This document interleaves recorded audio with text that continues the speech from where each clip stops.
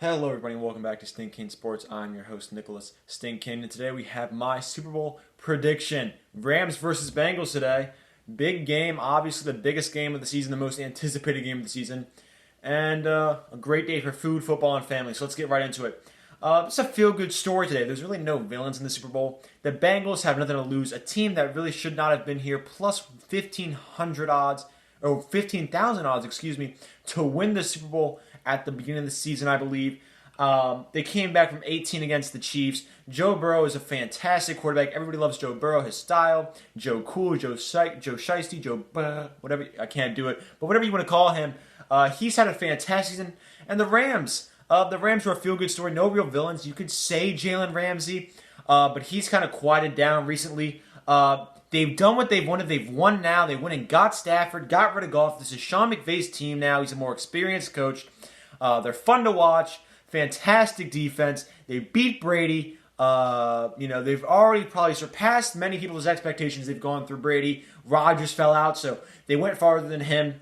I had them as a dark horse, though they weren't really that dark, to go to the Super Bowl. In my preseason, I did not pick them, though. As we all know, I picked the Bucks and the Chiefs. Those were obviously poor predictions. Matt Stafford, though, is looking to become the third quarterback in NFL history to win a Super Bowl with his first year with a new team. The only other two quarterbacks to do that are Tom Brady last year and Trent Dilfer when he did it with the Baltimore Ravens. It's just great to see him overcome those miserable years in Detroit. And let's get into my top 10 players in the Super Bowl this year. Number one, I have the best defensive player of this generation, Aaron Donald. I mean, he is absolutely fantastic. You can line him up on the end. You can line him up in the middle. He's going to draw a double team every time. Absolutely phenomenal football player. And number two, I have Cooper Kupp, the best wide receiver in the NFL this season. Won the Triple Crown for receptions, receiving yards, and touchdowns. I mean, absolute monster. It's a shame he only received one MVP vote because, my God, I don't know where the Rams would be without him. He has been absolutely show-stopping. He's been impossible to guard. His knowledge and route running has been up, just completely insane. Cooper Kupp is the second best player in the Super Bowl for me right now. And number three, I have a top two cornerback in the league. Many people have him as number one. I have him at number two, and that'll be Jalen Ramsey. Jalen Ramsey and his elite defender. He'll probably be lining up majority of the night against Jamar Chase. Also look for him to line up against T. Higgins. T. Higgins I expect to have a huge game as Jamar Chase will draw most of the attention. I expect T. Higgins to be the big receiver on Cincinnati's sideline. But Jalen Ramsey, we all know. I mean, Jamar Chase to be the big receiver. Jalen Ramsey, we all know, fantastic cornerback. Number four, I have Joe Burrow, sophomore quarterback, extremely clutch. He's played fantastic down the stretch. Speaking of Burrow, with regards to the MVP conversation, if we're talking about the player that is the most valuable to their team, it is Joe Burrow. The Bengals are not here without Burrow. Burrow hasn't continued to impress. He's beaten Mahomes twice this year.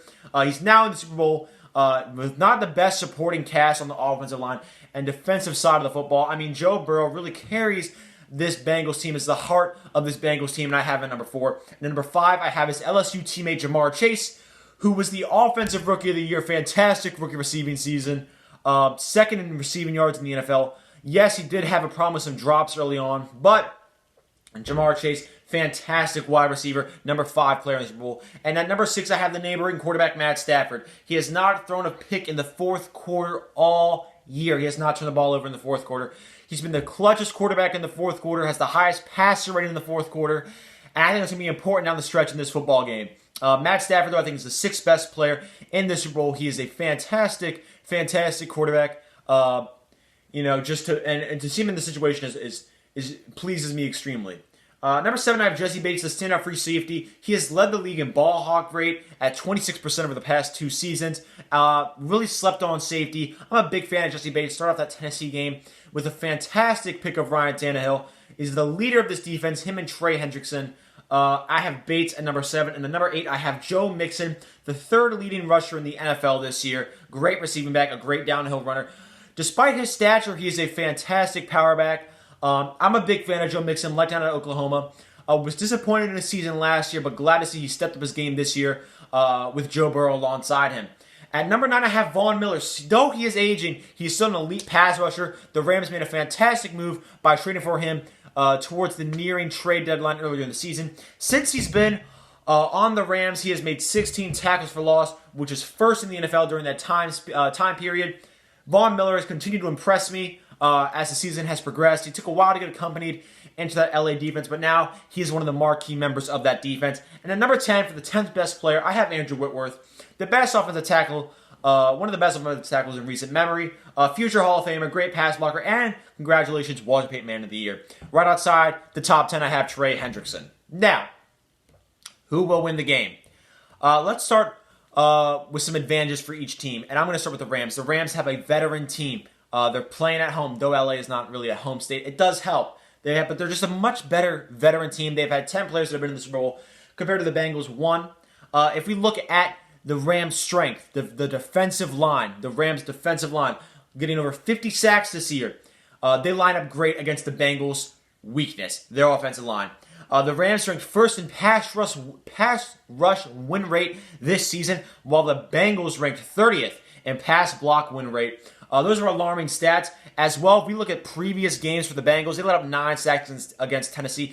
And Tennessee's defensive line, though good, is not the Rams. I mean, we all know the Rams have astounding, fantastic pass rushers. I expect them to get to the quarterback.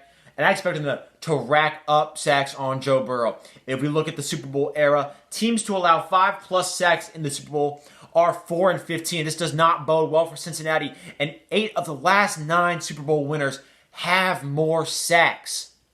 I expect the Rams to have more sacks this evening against the Bengals. I expect their defensive line to eat. I expect Joe Burrow to be flustered, have to roll out. I expect him to have to be mobile tonight. He's going to have to be mobile to avoid that pass rush. But right now, this Rams ferocious defense has stepped up. Their pass rush is insane, and the Bengals offensive line worries me. The Rams have also been late game keep-safes. Stafford has protected the ball late, as I've already mentioned. He's been very safe with the ball. Then the Bengals have gotten out to slow starts. As seen in Kansas City, they fell down 18.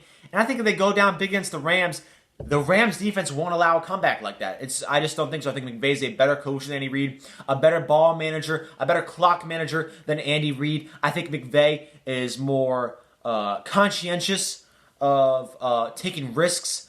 I think if he got the lead, he would play the ball. He would play it smart and would not allow Burrow to come back as he did in Kansas City. So I feel like if the Bengals want a chance to win today, they need to get out to a hot start. They can't fall behind 2 scores early in the game. McVay, to me, is a better coach. I give that advantage to the Rams. The Rams have a better coach in Sean McVay than Zach Taylor. McVay has been to a Super Bowl before. He's beat Brady this postseason. He made a fantastic game plan for that, despite his players' woes. I just think Sean McVay is one of the best offensive minds in the NFL.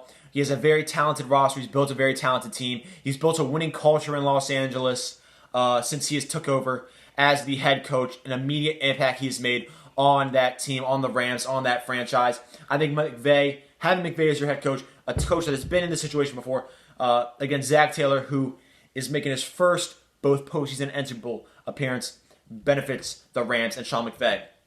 Now let's look at each team's offensive weapons. If we're talking about offensive weapons, I give this advantage to the Bengals. They have, if we look at both of them, Kupp is first in receiving yards this year, obviously, but Jamar Chase is second. They also have T. Higgins and Tyler Boyd, a great young wide receiver core. They have a decent tight end in C.J. Uzomah. As the Rams, on the other hand, though, they do have Cooper Kupp and they do have Odell Beckham. Odell Beckham has played fantastic since joining the Rams. However, they're starting tight end the Rams. Tyler Higbee will be out tonight against the Bengals. That's a big loss for Los Angeles. And if we look at the running backs, Mixon is better than Akers. I'm a big fan of Mixon, not the biggest fan of Akers. Akers had some fumbling issues against Tampa Bay. And if we just look at overall offensive weapons, the skill positions, I like Burrow more than Stafford. I like the wide receiver core of the Bengals more than the Rams. I like Chase, Higgins, and Boyd over Jefferson, Beckham, and Kupp. And the Bengals have their starting tight end tonight, while the Rams do not. I give that advantage to the Bengals. As well, the Rams have seen some turnover problems. They had 4 fumbles in the divisional game, almost allowing a 25-point comeback for Tom Brady. And Stafford was the league leader in interceptions this year. He was careless with the ball early. We saw that in Baltimore. We saw that in various other games this year. Stafford seemed to be reckless with the football. I don't know how he's going to fare early in the game tonight. I think as we progress, he will settle in. But Burrow, on the other hand, doesn't seem fazed by the moment at all. Joe Burrow, we've seen him in college absolutely dominate. And he seemed to transition that dominating mentality over to the pros. He doesn't seem fazed by the big moments. Joe Cool is what they're calling him. I mean, I'm just completely impressed with Burrow. But if we look overall, the Rams have a better defense. They're going to dominate the Bengals' weak offensive line. The Rams have a more experienced play caller in Sean McVay and a more experienced quarterback in Matt Stafford. Despite Joe Burrow's seemingly cool appearance, Stafford is the more experienced quarterback. And the Rams just have more veteran experience just in total. I mean, the Rams are a better veteran team. Due to the defensive advantages, the game is going to be won in the trenches. And in the trenches, the Rams are significantly better offensively and defensively. Rams win this football game. Their defense will be too much for Burrow. Burrow will be back at some point, I hope. But right now, it is not his year, in my opinion. I think it is Matt Stafford's. As much as that pains me to say, I will be rooting for the Bengals tonight. But tonight, I think the Bengals offense will be shut down as I have a score of 23-9 with the Rams notching a victory. And I'm going to go with a little off-the-cuff Super Bowl MVP, Aaron Donald. I think he's the best defensive player of this generation. I think he has a huge impact tonight. I'm going to give Aaron Donald the MVP. He'll probably notch up 2 sacks, and I'll give him a fumble as well. So 23-9 is my Super Bowl prediction. Rams win, MVP Aaron Donald. And enjoy that halftime show. It's going to be great. I'm rocking my Eminem shirt. We got Snoop, Eminem, Kendrick, Dre, and Mary J. Blige. Enjoy the game, everybody. Rams 23-9. They're the better team. Love Joe Burrow. Go Bengals. Hoo-day. But Rams come away with the victory tonight. Thank you all so much for watching, and I'm out. Peace.